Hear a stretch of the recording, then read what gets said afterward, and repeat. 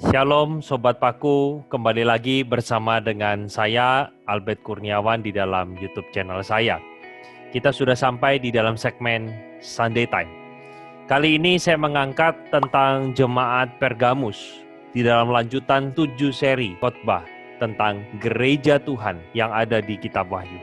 Maka dari itu saya mengajak kita bersama-sama merenungkan satu tema yang saya angkat, jangan kompromi terhadap penyesatan. Kita akan melihat bersama-sama di dalam Wahyu pasal 2 ayat 12-17. Namun sebelum itu, mari kita masuk di dalam doa. Bapa dalam kerajaan sorga, kami bersyukur untuk kesempatan saat ini kami boleh belajar bersama-sama kebenaran firman. Tuhan yang tolong setiap kami supaya firman Tuhan bekerja di dalam pikiran kami, supaya kami memahami apa yang disampaikan oleh firman-Mu. Dan biarlah Roh Kudus yang tinggal di dalam hati orang-orang percaya menolong setiap kami supaya kami boleh melakukannya. Apa yang terjadi di dalam jemaat Pergamus, biarlah itu boleh menjadi teguran juga bagi setiap kami. Dalam nama Tuhan Yesus kami berdoa. Amin. Mari kita bersama-sama membaca dan melihat di dalam Alkitab Wahyu pasal yang kedua ayat 12 sampai yang ke-17. Dan tuliskanlah kepada malaikat jemaat di Pergamus, inilah firman Dia yang memakai pedang yang tajam dan bermata dua. Aku tahu di mana engkau diam, yaitu di sana, di tempat tahta iblis, dan engkau berpegang kepada namaku, dan engkau tidak menyangkal imanmu kepadaku, juga tidak pada zaman Antipas, saksiku yang setia kepadaku, yang dibunuh di hadapan kamu di mana iblis diam. Tetapi aku mempunyai beberapa keberatan terhadap engkau. Di antaramu ada beberapa orang yang menganut ajaran Bileam, yang memberi nasihat kepada Balak untuk menyesatkan orang Israel, supaya mereka makan persembahan berhala dan berbuat zina. Demikian juga ada padamu orang-orang yang berpegang kepada ajaran pengikut Nikolaus. Sebab itu bertobatlah. Jika tidak demikian, aku akan segera datang kepadamu, dan aku akan memerangi mereka dengan pedang yang di mulutku ini. Siapa bertelinga hendaklah ia mendengarkan apa yang dikatakan Roh kepada jemaat-jemaat. Barang siapa menang, kepadanya akan kuberikan dari mana yang tersembunyi, dan aku akan mengaruniakan kepadanya batu putih yang di atasnya tertulis nama baru, yang tidak diketahui oleh siapapun selain oleh yang menerimanya. Sampai di sana pembacaan kita pada saat ini. Teman-teman, kalau melihat gambar ini bersama-sama, tentu kita sangat menikmati ayam goreng yang sudah dilapisi atau dilumuri dengan tepung. Ayam goreng tepung menjadi makanan yang sangat kita sukai. Nah teman-teman, bayangkan saja kalau makanan ini adalah sebuah makanan yang memberikan kenikmatan. Tetapi kalau kita makan setiap hari, maka yang terjadi adalah makanan yang sederhana ini membawa dampak yang berbahaya. Teman-teman, seringkali ajaran sesat itu pada waktu kita mendengarnya seperti layaknya ayam goreng yang teman-teman tadi lihat gambar. Mungkin pada waktu kita dengarkan itu mudah sekali untuk kita terima, tetapi sifatnya itu merusak setiap kita. Maka dari itu teman-teman, sesuatu yang kelihatannya simpel dan sederhana belum tentu itu benar dan bahkan menyehatkan kerohanian kita. Saya mengajak untuk kita berhati-hati terhadap pengajaran-pengajaran sesat. Belakangan ini di YouTube begitu banyak perebak ajaran-ajaran yang tidak sesuai dengan pengajaran firman Tuhan. Maka dari itu kita perlu memahami dan tahu bagaimana seharusnya kita bersikap. Saya mengajak kita melihat bersama-sama jemaat Pergamus. Jemaat Pergamus adalah jemaat yang berkompromi terhadap yang namanya ajaran yang keliru. Di sana dikatakan oleh firman Tuhan bahwa inilah firman Dia yang memakai pedang tajam bermata dua. Saya harus katakan pedang tajam bermata dua ini diulangi sebenarnya adalah dari Ibrani pasal yang keempat ayat yang ke-12. Saya akan membacakan buat kita. Sebab firman Allah hidup dan kuat dan lebih tajam daripada pedang bermata dua manapun, yang menusuk amat dalam sampai memisahkan jiwa dan roh, sendi-sendi dan sumsum. Ia sanggup membedakan pertimbangan dan pikiran hati kita. Artinya ketika diberitakan kepada jemaat Pergamus, akulah firman seperti pedang bermata dua yang memisahkan antara ajaran yang benar dengan ajaran yang keliru. Jemaat Pergamus adalah jemaat yang pada akhirnya berkompromi terhadap ajaran-ajaran yang keliru yang ada zaman itu. Teman-teman semua, jemaat Pergamus adalah jemaat yang berada di antara dua pihak, yaitu orang Yahudi dan orang Romawi. Di mana pada waktu itu orang Yahudi tidak mengakui orang Kristen adalah bagian di dalam agama mereka, sementara orang Romawi gencar mengajarkan begitu banyak pengajaran-pengajaran yang tidak sesuai dengan Alkitab. Di sana dikatakan teman-teman semua di ayat 13, aku tahu di mana engkau diam, yaitu di sana di tempat tahta iblis. Apa maksudnya tahta iblis?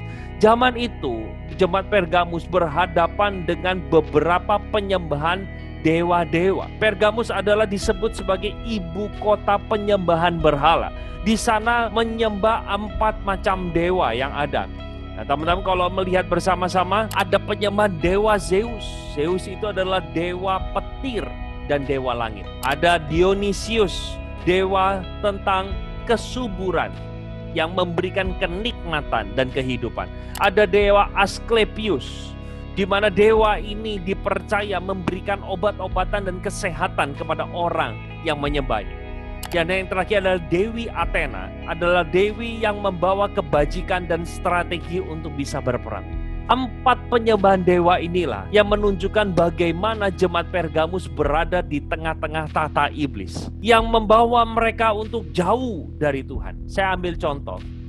Andaikan misalnya ada seorang Kristen, keluarga Kristen yang punya anak lagi sakit. Mungkin kultur budaya zaman itu membawa kepada dewa Asklepius untuk bisa mendatangkan kesembuhan. Nah, pada waktu menyembah dewa seperti itu, mungkin dilakukan ritual-ritual yang tidak sesuai dengan kekristenan. Entah mempersembahkan mungkin anakkah, ataukah misalnya ritual seksualkah, saya tidak tahu. Tetapi pada waktu itu, ketika seseorang menyembah dewa-dewa ini, mereka diikuti dengan ritual-ritual yang seringkali tidak seirama dengan apa mau Tuhan. Pada waktu jemaat Pergamus memilih untuk bertahan, mereka mendapatkan tekanan dari Roma dan mereka mendapatkan tekanan dari orang Yahudi. Mereka bukan golongan Yahudi, tapi mereka tidak mau menyembah dewa-dewa. Yang terjadi adalah mereka ditekan sedemikian rupa sehingga mereka sulit di dalam kehidupan mereka sehari-hari dan bahkan di dalam pekerjaan. Mereka orang-orang Kristen tertutup aksesnya sehingga mereka tidak bisa menikmati kehidupan mereka dengan baik. Maka dari itu teman-teman, di antara sekian banyak jemaat disebutkan oleh penulis dari kitab Wahyu, ada satu orang yang bernama Antipas yang memilih untuk setia bahkan dibunuh di depan jemaat-jemaat yang ada. Antipas adalah seseorang yang ketika kita cari di dalam Alkitab, penafsir juga bisu untuk tidak menyampaikan siapakah Antipas karena memang tidak ada data tentang orang ini. Firman Tuhan menunjukkan bukan tidak penting siapa itu Antipas, tetapi yang penting adalah bagaimana dia setia mengikuti Tuhan. Sekalipun dia menghadapi tekanan dari pemerintah Roma ataupun dari orang Yahudi, akhirnya Antipas memilih mati untuk setia mengikut Tuhan. Dia memilih untuk tidak kompromi dengan pengajaran-pengajaran yang keliru. Sementara sebagian jemaat di sana terseret oleh ajaran Bileam dan ajaran Nikolaus. Apa itu ajaran Bileam? Apa ajaran Nikolaus? Singkatnya saya ingin ceritakan bahwa Bileam dan Nikolaus mengajarkan untuk kita menikmati segala kenikmatan dunia. Kalau Bileam itu di dalam cerita perjanjian lama dikisahkan bagaimana dia menolak terus untuk mengutuk Israel dari Raja Balak. Tetapi akhirnya dengan nasihat dia yang praktis membawa bangsa Israel membelok untuk menyembah Baal Peor, dengan bersama-sama melakukan ritual seksual dengan wanita-wanita Baal itu.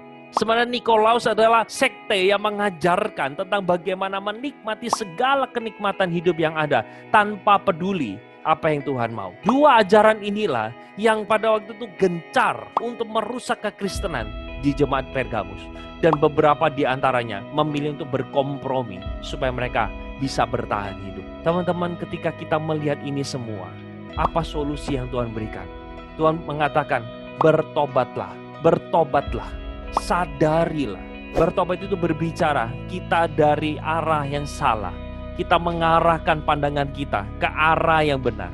Dan setelah kita memandang ke arah yang benar, kita menjalani kehidupan di jalan yang benar itu.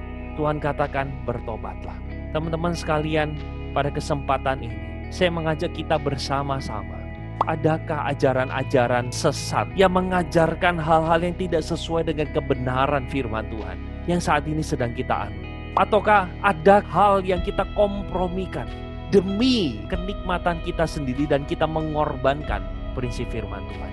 Mari saat ini teguran kepada jemaat Pergamus, biarlah ini boleh kita ingat bersama-sama, supaya kita bisa membangun kekristenan kita dengan dasar yang benar, dengan ajaran yang kokoh, dan kita belajar tidak kompromi terhadap penyesatan. Pada saat ini mari kita masuk di dalam doa. Bapa yang ada di dalam kerajaan surga, bersyukur kami diingatkan bagaimana seharusnya kami menghidupi kekristenan kami. Tuhan tolong setiap kami. Hamba-Mu rindu untuk berdoa bagi mereka yang menonton video ini. Biarlah kami boleh dikuatkan. Kami boleh dibawa ke dalam jalan yang benar. Kami boleh belajar tentang kebenaran firman Tuhan. Supaya kami tidak mengkompromikan. Dan bahkan kami tidak melakukan ajaran-ajaran tersebut. Tuhan, di tengah dunia yang mengajarkan banyak kesesatan, hamba-Mu mohon Tuhan yang boleh terangi hati kami. Terima kasih Tuhan. Dengar seluruh doa kami. Di dalam nama Tuhan Yesus kami berdoa. Amin. Teman-teman semua, sebelum saya mengakhiri video ini, kalau ada berkat yang teman-teman dapat setelah mendengarkan bagian firman Tuhan ini, teman-teman boleh tuliskan di dalam kolom komentar di bawah. Saya ingin membaca berkat tersebut. Teguran apakah yang Tuhan berikan melalui video ini. Dan kembali saya mengingatkan untuk teman-teman semua, di hari Senin saya mengadakan Q&A untuk kita belajar bersama-sama dari pertanyaan yang diajukan oleh orang lain. Dan dengan hikmat dan anugerah Tuhan saya boleh menjawabnya. Dan teman-teman, saya mengajak setiap kita yang mengalami kasih Yesus boleh mengambil bagian di dalam pelayanan segmen kesaksian. Hari Sabtu jam 8 malam saya akan menghadirkan setiap Sabtu jam 8 malam, satu orang akan menyaksikan bagaimana Tuhan begitu baik dalam hidupnya. Kalau Tuhan sudah menolongku, giliran aku bersaksi. Sampai di sini saja video saya. Semoga video ini boleh memberkati kita semua. God bless you. Tuhan memberkati.